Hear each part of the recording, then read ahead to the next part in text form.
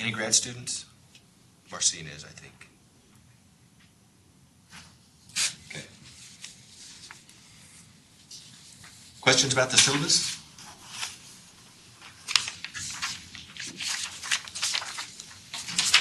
Okay. Let's do the itinerary. Melissa, you want to run us through that? I actually just started making a list the longer I sit here. So we can go through the itinerary, and then I have a couple other things to sort of cover with you guys after that, and definitely feel free to chime in as we go. So like I said, we basically will have a charter bus meet everybody at the airport based on the most common arrival time.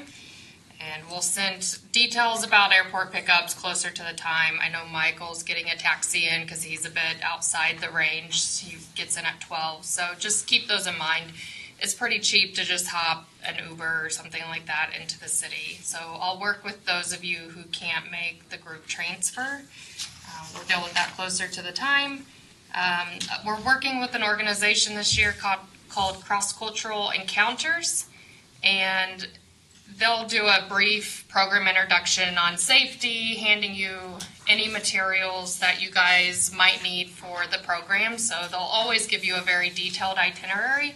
My goal is to give you one more detailed than this closer to the time, but at this point that we felt like this was good enough for tonight. You'll do a walking tour for those of you who are all there, which is majority. I think there's just a couple that might miss the walking tour, and that's just to sort of orient you to the city, tell you things that you can go and do. They'll check in at 2, so basically on arrival you're going to check your luggage in. They'll hold on to it for the day until you can check into your rooms, okay? Now I think there's 3 of you arriving early, like a day early, you 2 and one more. You 3 might ride in together just because you're only arriving 20-30 minutes later, but that's up to you guys to work out. But just make sure you book accommodation, transfers. If you need help, let me know. And then you guys will have a group dinner, which is, again, just kind of nice to touch base as a group before you guys get started on your program. The hotels that we've chosen are very centrally located. You're going to find that New Zealand is very walkable. So we've gotten a few feedback from students going overseas about, oh, there's a lot of walking or this or that. So I think we all just have to keep an open mind that we're going to a different culture, and everyone else's cultures are very much around walking, public transportation. And we heavily here kind of tend to rely on our own cars and getting places. So make sure you have comfortable shoes to walk. And Auckland is hilly. So the North Island of New Zealand, like he was showing earlier, is very hilly. And then, of course, your South Island's very mountainous. So just make sure you have good walking shoes for the trip. The next day, we're going to, it's called Auckland University of Technology. So a lot of people think the tech word is a tech school, but really it's a university just like here. So I wouldn't look at it that way. But they have a big Maori culture. They actually have, I'm drawing a blank now, a marae on campus. And so you guys are actually going to go get to see their marae and participate in a leadership course for about 3 hours on their campus.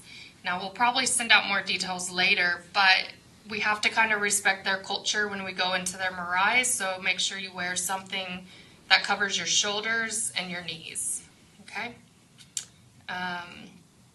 And just look nice, presentable. And Professor Eastham can talk more on that, how you want them to dress, but normally we just say business casual when you're going to the business visits or going to a university. Just make sure, no jeans with holes in them or really short shorts or things like that. So I'll let you touch kind of on how you want them to dress for visits. Yeah, we'll come back to that. Okay. But it's just what you said is what we're going to do, I expect.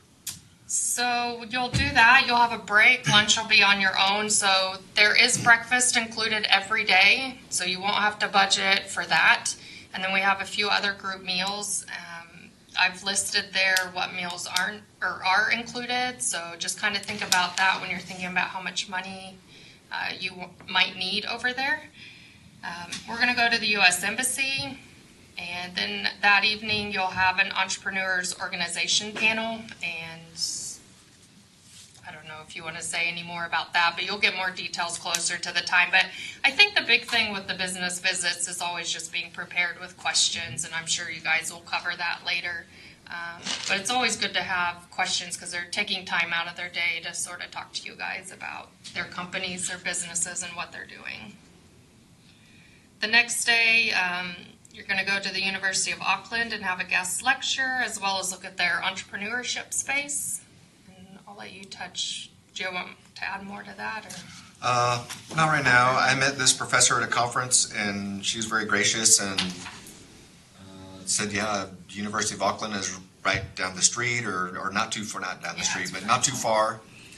And she offered to do this and to look at their incubator, accelerator space kind of thing. So yeah, I think that'd be great. And we can maybe compare, university life, Auckland and here, and so I think it'll be interesting.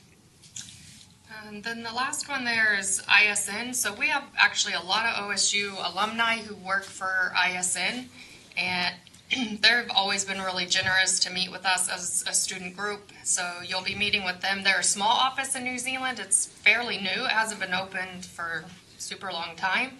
So there's only maybe 2 staff or a few staff there. So they're going to meet with you guys. They'll go over, kind of their role, what they do. And then you'll get to go with them and sort of have a social hour on them. So it's not an expense to you guys, but for about an hour, they'll kind of do a social networking thing with you guys. So that should be a lot of fun. The next day, so there's so many options in New Zealand. It's sort of the adventure capital of the world. So it's kind of hard for us to narrow down. So you'll notice we've given you guys some days where it's a full day to be able to choose what you want to do at your own expense, just because everybody has different interests. So a few things